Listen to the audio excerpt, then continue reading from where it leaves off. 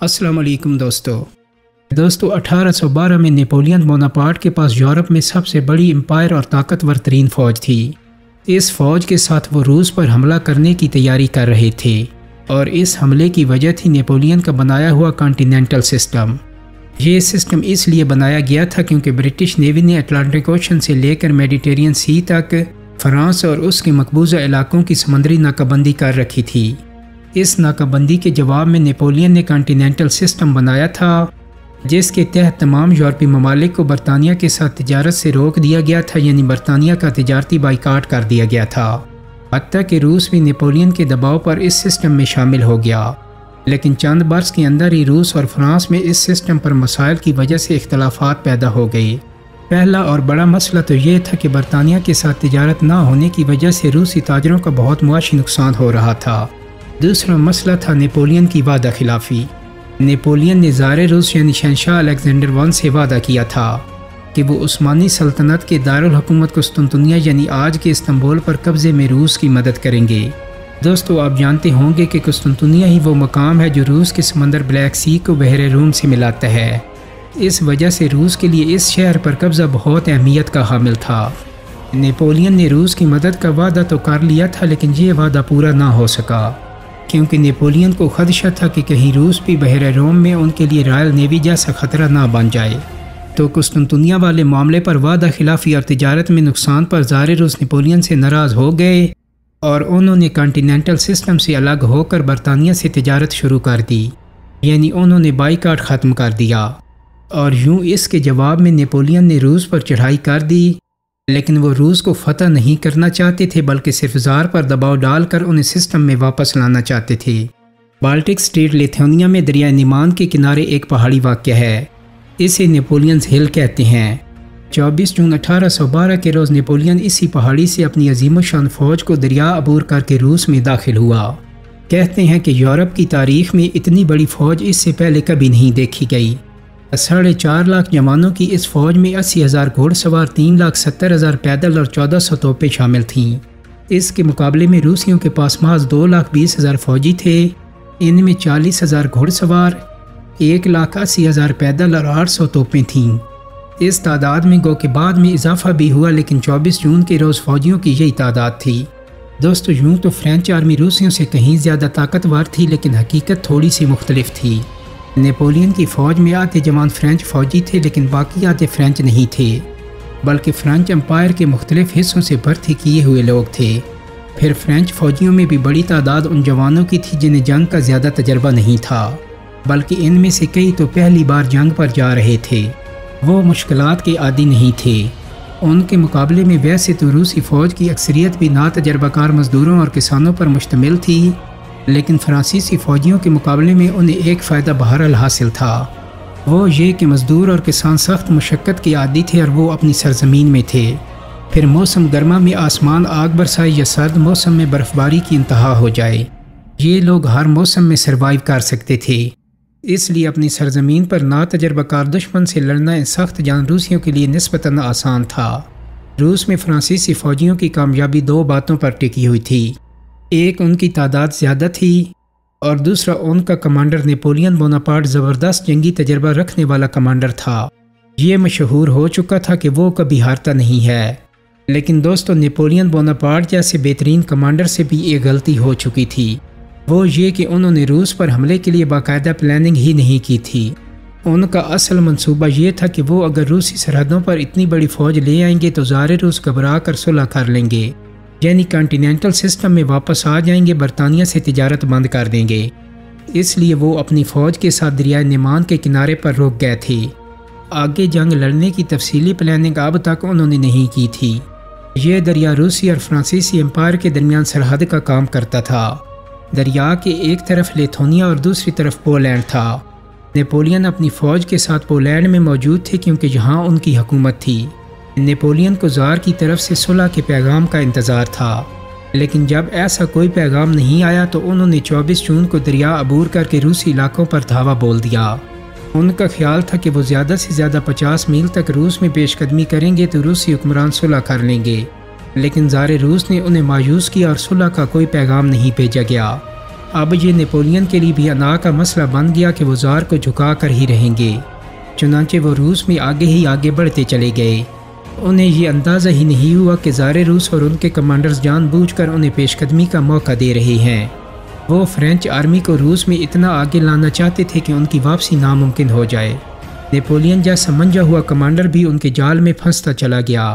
یہ ایک عظیم فوج کی خوفناک تباہی کا آغاز تھا۔ شروع کے 1-2 ہفتے تو نیپولین کی فوجی مہم بڑی کامیابی سے جاری رہی۔ ان کی فورسز نے لیتھوینیا کا ایک اہم شہر ویلنس فتح کر لیا اور اسے اپنی سپلائی لائن کا ہیڈ کوارٹر بنا لیا۔ پھر وہ موجودہ بیلاروس سے گزرتے ہوئے ماسکو کی طرف بڑھنے لگے۔ دوستو یہاں آپ کو یہ بھی بتا دیں کہ اس زمانے میں ماسکو نہیں بلکہ اس کے شمال میں سینٹ پیٹرزبرگ روس کا کیپٹل تھا۔ زار روس الیگزینڈر ون اس شہر میں محفوظ بیٹھے تھے جبکہ نیپولین بوناپارٹ ماسکو کی طرف جا رہے تھے۔ اس کی وجہ شاید یہ تھی کہ ماسکو بھی روس کے لیے بہت اہم شہر تھا۔ یہ روسی آرتھوڈاکس چرچ کا مرکز تھا اور روسی عوام اسے ایک مقدس شہر سمجھتے تھے۔ نیپولین کا خیال تھا کہ اس شہر کو خطرے میں دیکھ کر زار روس فوری صلح کر لیں گے یا انہیں روکنے کے لیے کوئی بڑی جنگ کریں گے، لیکن یہ نیپولین کی غلط فہمی تھی۔ نہ صلح کا پیغام آیا اور نہ زار کی فوج ان کے مقابلے پر آئی، بلکہ فرانسیسی پیش قدمی کے سامنے رشین آرمی مسلسل پسپا ہوتی چلی گئی۔ اب دوستو یوں تھا کہ ویلینوس سے ماسکو کا راستہ 900 کلومیٹر سے بھی زیادہ طویل تھا اور اسے طے کرنے میں 2 ماہ کا عرصہ لگنا تھا۔ 4.5 لاکھ فرانسیسی فوج کو ماسکو لے جانے کے لیے بے پناہ خوراک کی ضرورت تھی۔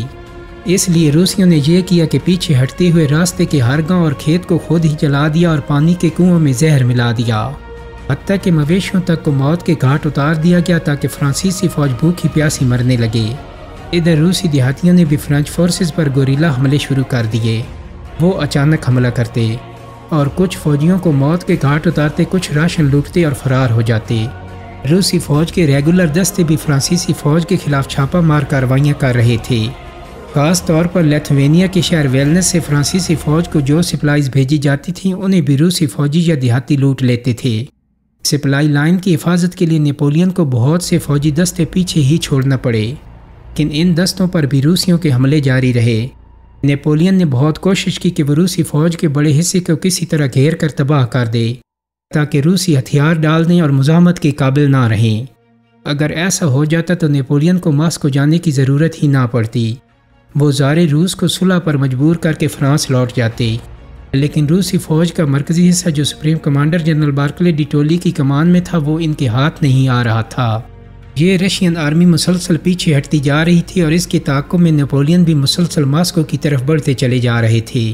اب ایسا تھا کہ یہ جون جولائی کے مہینے تھے اور روس میں خوب گرمی پڑ رہی تھی، لیکن فرانچ فوجیوں کے پاس کھانے اور پینے کی شدید قلت ہو چکی تھی۔ راستے میں بھی انہیں کہیں سے پانی یا کوئی اور مدد نہیں مل رہی تھی۔ ان کی سپلائی لائن بھی تباہ ہو چکی تھی۔ بھوک سے بےتاب فوجی تو اپنے ہی ہزاروں گھوڑوں کو مار کر کھا گئے تھے، لیکن یہ بھی کافی نہیں تھا۔ اتنی بڑی فوج کو ہر روز جتنی خوراک اور پانی چاہیے تھا وہ نہیں مل رہا تھا۔ نتیجہ یہ نکلا کہ شدید گرمی، بھوک پیاس، موسمی بیماریوں اور دشمن کے حملے نے ہزاروں فوجیوں کی جانیں لے لیں۔ فوج میں شامل یورپی سپاہی جو فرانچ نہیں تھے انہوں نے تو فوج کو چھوڑ کر بھاگنا شروع کر دیا۔ یوں ماسکو سے سینکڑوں کلومیٹر پہلے ہی فرانس کا عظیم الشان لشکر تباہ ہونے لگا۔ اگست کے مڈ تک یہ صورتحال ہو چکی تھی کہ روزانہ 5 سے 6 ہزار فرانسیسی فوجی بیماری کے باعث لڑنے کے قابل نہیں رہے تھے یا پھر بھاگ رہے تھے۔ چند ماہ میں ہی فرانسیسی فوج اپنے 1.5 لاکھ فوجیوں سے محروم ہو گئی تھی۔ دوستو اب یاد رکھیں کہ فرانسیسی فوجیوں کی یہ حالت موسم گرما میں ہو رہی تھی، جبکہ روس کا سخت موسم سرما تو ابھی آنا تھا۔ اس دوران 18 اگست کو ماسکو سے 400 کلومیٹر دور سمولسک شہر میں فرینچ آرمی روسیوں کی مرکزی فوج کے قریب پہنچ گئی۔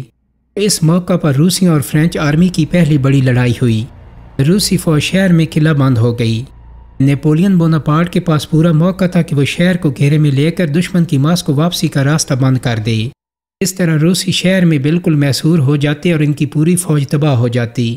لیکن نیپولین نے نہ جانے کیوں بہت بڑی فوجی غلطی کر دی اور شہر کا مکمل محاصرہ کرنے کے بجائے صرف شہر کے مرکزی دروازے پر اٹیک کر دیا، یعنی شہر سے نکلنے کے جو دوسرے راستے تھے ان کی ناکہ بندی نہیں کی گئی۔ فرانسیسی فوج نے پہلے تو توپ خانے سے شہر پر شدید بمباری کی اور اس کے بعد وہ شہر میں داخل ہو گئے۔ شہر کے گلی کوچوں اور عمارتوں میں فرانسیسی فوجیوں اور روسیوں میں شدید لڑائی ہوئی۔ اس دوران کوئی 14,000 روسی فوجی مارے گئے۔ نیپولین نے بھی 10,000 فوجی گنوا دیے۔ 2 روز کی لڑائی کے بعد روسی فوج شہر کے دیگر راستوں سے جن کی ناکہ بندی نہیں کی گئی تھی وہاں سے نکل کر پھر ماسکو کی طرف پسپا ہو گئی۔ نیپولین نے شہر پر قبضہ تو کر لیا مگر انہیں ایک بار پھر روسی فوج کا تعاقب کرنا پڑا۔ اب صورتحال یہ تھی کہ روسی جنرل بارکلے آگے آگے تھے اور نیپولین پیچھے پیچھے۔ جانے یہ بلی چوہے کا کھیل کب تک جاری رہتا، لیکن اچانک جنرل بارکلے کو روسی شہنشاہ کا پیغام ملا جس سے لڑائی کا نقشہ ہی بدل گیا۔ روسی شہنشاہ نے کہا تھا دشمن کو تھکانے کی ایکسرسائز بہت ہو چکی، اب نیپولین سے فیصلہ کن جنگ کی جائے۔ اس جنگ کے لیے کمانڈر بھی نیا لایا گیا اور یہ تھے 70 سالہ جنرل کوٹوزوف۔ دوستو، اس بوڑھے جنرل کے پائے کا کمانڈر پورے روس میں نہیں تھا، انہیں سپریم کمانڈر بنا کر ماسکو بھیج دیا گیا۔ وہ ماسکو کے محاذ پر پہنچے اور جنرل بارکلے کو بھی اپنی کمان میں لے کر جنگ کی تیاریاں شروع کر دیں۔ روسی کمانڈر نے ماسکو سے 132 کلومیٹر مغرب میں بوروڈینا گاؤں کے قریب مورچہ لگا لیا اور نیپولین کا انتظار کرنے لگے۔ اب ماسکو اور نیپولین کے درمیان ایک ہی دیوار حائل تھی اور وہ تھی جنرل کوٹوزوف کی فوج۔ ادھر نیپولین کو معلوم ہوا کہ روسی فیصلہ کن جنگ کی تیاری کر رہے ہیں تو ان کی خوشی کی انتہا نہ رہی۔ وہ یہی تو چاہتے تھے کہ دشمن کو ایک فیصلہ کن جنگ میں تباہ کر دیں۔ انہوں نے اپنی تھکی ہوئی فوج کو جوش دلا کر آگے بڑھایا اور بوروڈینو پہنچ گئے۔ پھر 7 ستمبر 1812 کو واقعہ ایک فیصلہ کن جنگ لڑی گئی، لیکن نیپولین کی مرضی کی فیصلہ کن جنگ کے لیے شاید اب بہت دیر ہو چکی تھی۔ بوروڈینو کی لڑائی کے لیے فرانسیسی شہنشاہ کے پاس 1,30,000 فوجی اور 587 توپیں تھیں، جبکہ روسیوں کے پاس 1,20,000 سپاہی اور 640 توپیں تھیں، یعنی دونوں فوجوں کی تعداد اور طاقت میں بہت تھوڑا فرق تھا۔ لیکن روسیوں کو ایک فائدہ یہ تھا کہ ان کے زیادہ تر فوجی تازہ دم تھے، جبکہ فرانسیسی فوجی سینکڑوں کلومیٹر سفر طے کرنے کے بعد بہت تھک چکے تھے۔ فرانسیسیوں کے ساتھ ایک اور مسئلہ یہ بھی ہو گیا تھا کہ ان کے مرکزی کمانڈر نیپولین شدید بیمار ہو گئے تھے۔ اپنی بیماری کی وجہ سے وہ درست فیصلے نہیں کر پا رہے تھے۔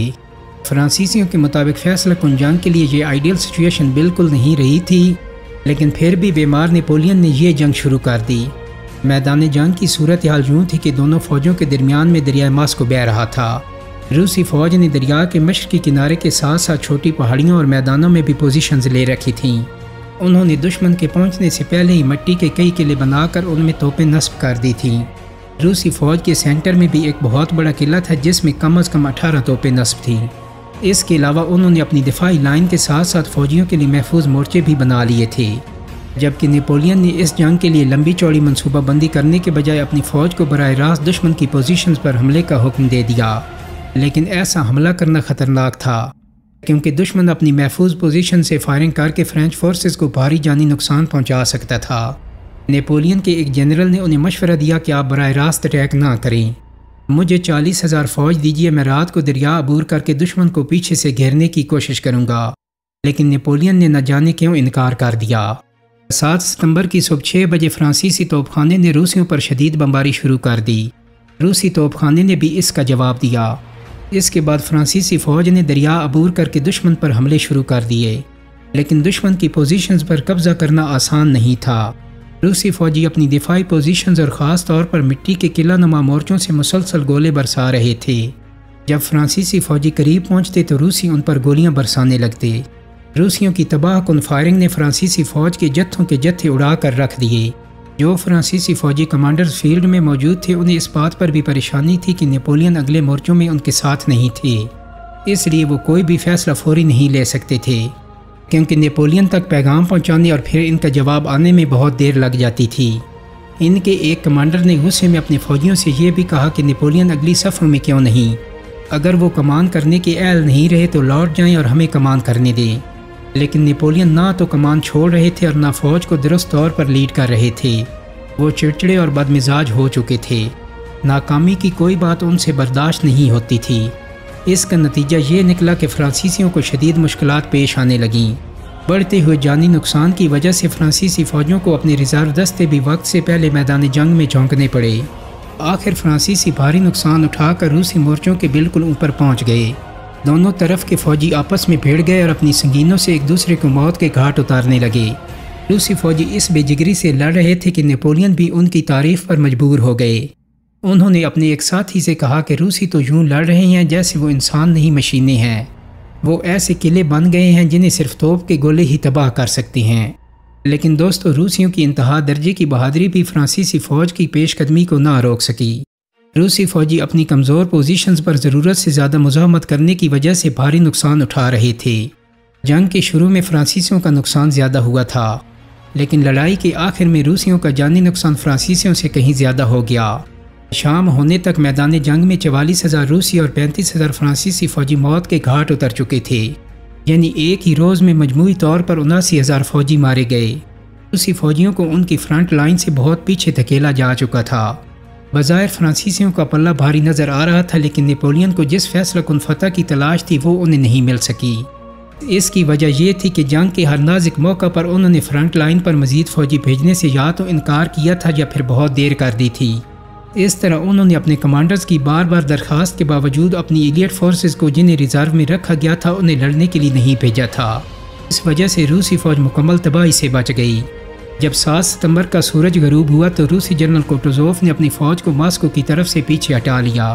فرانسیسی فوج اپنی پوزیشن سے روسیوں کو جاتی ہوئی دیکھتی رہی، لیکن وہ ان کا تعاقب نہیں کر سکی، کیونکہ ان کے پہلے سے تھکے ہوئے فوجیوں کو دن بھر کی لڑائی نے اور بھی نڈھال کر دیا تھا۔ جو روسیوں کا مرکزی لشکر ایک بار پھر صاف بچ کر نکل گیا۔ دوستو بوروڈینو کی لڑائی کو نیپولین کی سب سے خونی جنگوں میں سے ایک مانا جاتا ہے۔ بظاہر اس میں نیپولین جیت گئے تھے، لیکن یہ کوئی فیصلہ کن فتح بہرحال نہیں تھی۔ دوستو امید کرتا ہوں کہ میری آج کی ویڈیو آپ کو پسند آئی ہوگی۔ اگر ویڈیو اچھی لگی ہے تو اس کو لائک اور شیئر کر دیں۔ میرے چینل کو سبسکرائب کرنے کے ساتھ ساتھ بیل آئیکن کو بھی کلک کر دیں تاکہ آپ کو میری آنے والی مزید ویڈیوز کے نوٹیفیکیشن ملتے رہیں۔